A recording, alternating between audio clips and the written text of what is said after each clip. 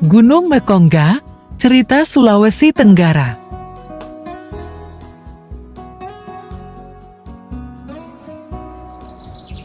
Halo, kita akan menikmati cerita dari Sulawesi Tenggara, yaitu cerita tentang Gunung Mekongga, mengandung banyak nilai dan pelajaran berharga yang dapat membantu kita menjadi pribadi yang lebih baik dan menghadapi kehidupan dengan keberanian, kebijaksanaan, dan kerjasama. Dahulu kala, seekor burung Garuda raksasa muncul secara tiba-tiba di negeri Sorume, sekarang bernama Kolaka, Sulawesi Tenggara. Kedatangannya membawa kekacauan di seluruh negeri. Setiap hari, burung besar itu mencuri hewan ternak milik penduduk untuk dijadikan mangsa. Keadaan ini membuat resah para penduduk. Mereka khawatir bahwa lama-kelamaan semua hewan ternak mereka akan habis dan burung ganas itu akan mulai memangsa manusia.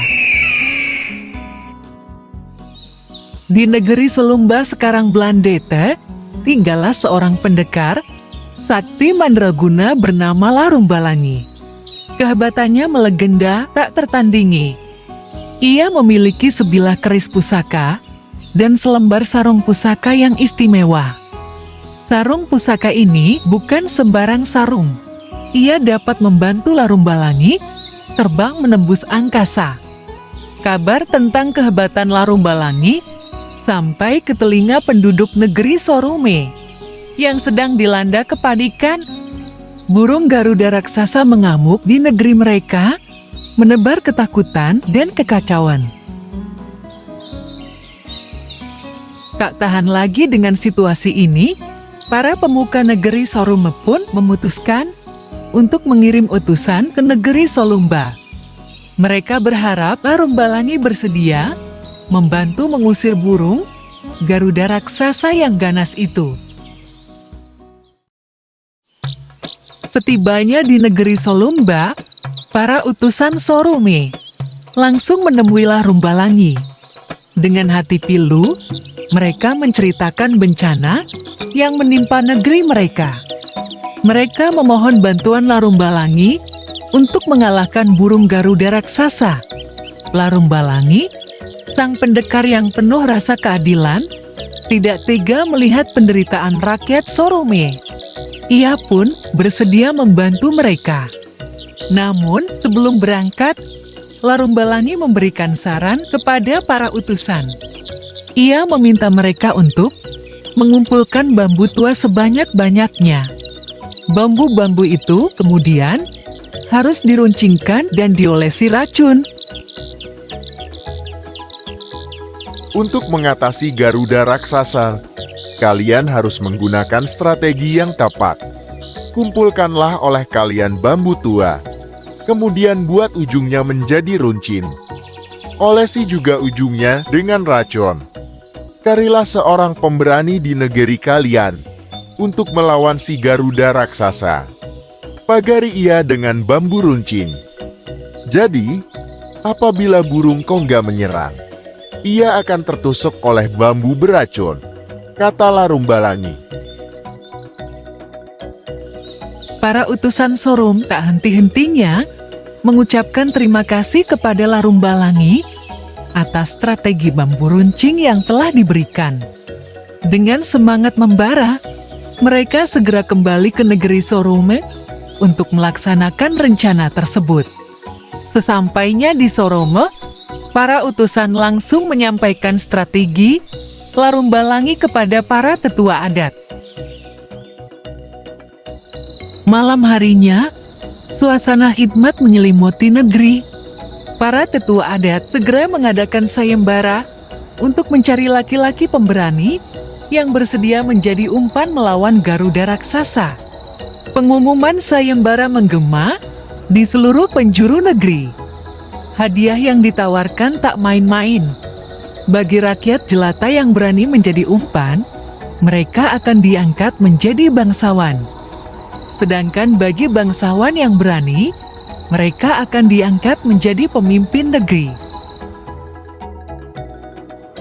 Keesokan harinya, ratusan pendekar dari kalangan bangsawan maupun rakyat jelata berkumpul di alun-alun negeri Sorong. Mereka beradu kemampuan di hadapan para sesepuh negeri, berharap terpilih sebagai pahlawan yang akan menyelamatkan negeri mereka. Setelah melalui pertarungan yang sengit, akhirnya terpilihlah seorang pemenang bernama Tasahya. Tasahya bukanlah bangsawan, melainkan rakyat biasa dari negeri Luya. Keberanian dan ketangguhannya memukau para sesepuh negeri, dan mereka yakin bahwa Tasahya adalah orang yang tepat untuk menjalankan misi berbahaya ini. Tanpa membuang waktu, para penduduk segera membuat bambu runcing yang tajam dan diolesi racun mematikan. Bambu-bambu tersebut dipasang rapat-rapat di padang bende membentuk lingkaran yang siap menjebak burung Garuda raksasa. Tasahya, dengan keberanian yang tak tergoyahkan, memasuki lingkaran bambu beracun. Ia berdiri sendirian di tengah padang, siap menjadi umpan untuk memancing burung Garuda raksasa. Berjam-jam Tasahya berdiri tegak di tengah lingkaran bambu beracun, menanti kemunculan burung Garuda raksasa. Keheningan menyelimuti padang bendi, hanya suara angin yang sesekali terdengar. Di bawah terik matahari, rasa cemas dan ketegangan mulai menghinggapi Tasahya. Tiba-tiba langit yang semula cerah berubah menjadi mendung kelam. Angin kencang bertiup, membawa suasana mencekam ke seluruh penjuru negeri. Di tengah kekacauan alam itu, Tasahya melihat bayangan hitam raksasa menukik ke bawah. Burung Garuda raksasa telah datang. Dengan geraman dahsyat, burung Garuda raksasa mencoba menyerang Tasahya.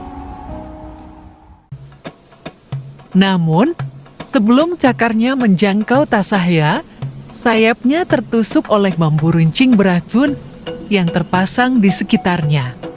Raungan kesakitan menggema di angkasa saat burung Garuda raksasa terluka parah. Tasahya memanfaatkan kesempatan ini. Ia mencengkeram bambu runcing beracun dengan erat dan menancapkannya tepat di dada burung Garuda raksasa. Burung itu meronta-ronta, kesakitan dengan hebat, berusaha melepaskan diri dari tusukan bambu. Pertarungan sengit terjadi antara Tasahya dan burung Garuda raksasa. Tasahya terus menyerang dengan bambu runcingnya, melukai burung raksasa itu berkali-kali. Akhirnya, dengan tenaga yang tersisa, Tasahya berhasil mendorong burung Garuda raksasa hingga terjatuh ke sebuah gunung. Burung Garuda raksasa berusaha bangkit kembali, namun racun dari bambu runcing telah merenggut kekuatannya. Dengan teriakan terakhir yang menyayat hati, burung raksasa itu mati. Sorak-sorai kemenangan menggema di seluruh negeri Sorume. Tasahya, sang pahlawan yang telah mengalahkan burung Garuda raksasa, dilu-alukan oleh rakyat. Namun, kegembiraan mereka tidak berlangsung lama. Bangkai burung Garuda raksasa yang membusuk ternyata membawa bencana baru. Wabah penyakit menjangkit negeri Sorume. Satu demi satu penduduk terjangkit penyakit dan meninggal dunia karena muntah-muntah yang tak terhentikan. Tak hanya itu, tanaman-tanaman di ladang mereka mati diserang ulat-ulat yang tak terhitung jumlahnya. Ketakutan kembali menyelimuti negeri Sorume. Para tetua adat dengan penuh kekhawatiran kembali mengirim utusan untuk menemui Larumbalangi, sang pendekar sakti dari negeri Solumba. Sesampainya di negeri Solumba, para utusan menyampaikan permasalahan wabah penyakit dan ulat yang berasal dari bangkai burung Garuda raksasa kepada Larumbalangi. Mendengar kabar duka ini, Larumbalangi segera berdoa kepada Tuhan Yang Maha Kuasa. Ia memohon agar diturunkan hujan deras untuk membersihkan negeri Sorume dari bangkai burung, Garuda raksasa, dan ulat-ulat yang membawa penyakit. Doa Larumbalangi didengar oleh Tuhan. Langit yang semula cerah tiba-tiba menggelap. Awan hitam pekat menyelimuti negeri Sorume. Hujan deras mulai turun, mengguyur bumi tanpa henti selama 7 hari 7 malam. Banjir besar pun melanda negeri Sorume. Air bayang menggelegar membawa bangkai, burung Garuda raksasa, dan ulat-ulat hanya terbawa arus. Negeri Sorume terendam air dalam beberapa hari. Ketika hujan reda dan banjir surut, pemandangan indah menyambut penduduk Sorume. Negeri mereka telah bersih dari bangkai burung Garuda raksasa dan ulat-ulat. Wabah penyakit pun telah hilang. Rakyat Sorume bersorak gembira. Kedamaian akhirnya kembali hadir di negeri mereka. Untuk menghargai jasa Tasahya dan Larumbalangi, para tetua adat sepakat untuk mengangkat Tasahya menjadi bangsawan.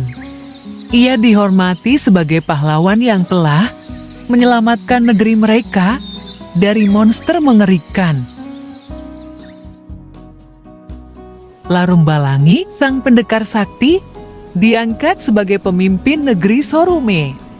Kebijaksanaan dan kekuatannya diyakini mampu membawa negeri Sorume menuju masa depan yang lebih gemilang. Penduduk Sorume bekerja sama untuk mengumpulkan bambu tua dan membuat ujungnya menjadi runcing serta beracun. Ini menunjukkan pentingnya kerjasama dan gotong royong dalam menghadapi masalah bersama. Tasahya menunjukkan keberanian luar biasa dengan menjadi umpan untuk melawan burung Garuda raksasa. Pengorbanannya untuk melindungi negeri dan penduduk Sorume adalah contoh nyata dari kepahlawanan dan keberanian. Larumbalangi memberikan saran yang cerdas untuk mengatasi burung Garuda raksasa dengan strategi bambu runcing beracun. Ini mengajarkan bahwa dalam menghadapi tantangan, penting untuk memiliki strategi yang tepat dan cerdas. Larumbalangi menunjukkan kepemimpinan yang bijaksana dengan memberikan solusi tepat untuk masalah wabah penyakit setelah kematian burung Garuda. Ini menunjukkan bahwa seorang pemimpin harus bijaksana dan mampu memberikan solusi untuk masalah yang dihadapi masyarakat. Larumbalangi berdoa kepada Tuhan agar hujan deras turun untuk membersihkan bangkai burung Garuda dan ulat-ulat yang membawa penyakit. Ini menunjukkan pentingnya doa dan kepercayaan kepada Tuhan dalam menghadapi masalah yang tidak bisa kita selesaikan sendiri. Para tetua adat mengangkat Tasahya menjadi bangsawan dan Larumbalangi sebagai pemimpin negeri Sorume sebagai bentuk penghargaan atas jasa dan pengorbanan mereka. Ini mengajarkan kita untuk selalu menghargai dan mengakui usaha dan pengorbanan orang lain. Penduduk Sorume tidak lari dari masalah mereka, tetapi mencari cara untuk mengatasi burung Garuda raksasa yang mengancam. Ini mengajarkan pentingnya menghadapi tantangan dengan keberanian dan tidak menyerah pada ketakutan. Larumbalangi menunjukkan keuletan dan keteguhan dalam menjalankan tugasnya sebagai umpan, meskipun menghadapi bahaya besar. Ini mengajarkan bahwa keteguhan hati dan keuletan sangat penting dalam menghadapi rintangan dalam hidup. Solidaritas yang ditunjukkan oleh penduduk Soroma dan Larumbalangi menunjukkan betapa pentingnya kebersamaan dalam mencapai tujuan bersama. Dengan bersatu, kita bisa menghadapi tantangan yang lebih besar dan berat.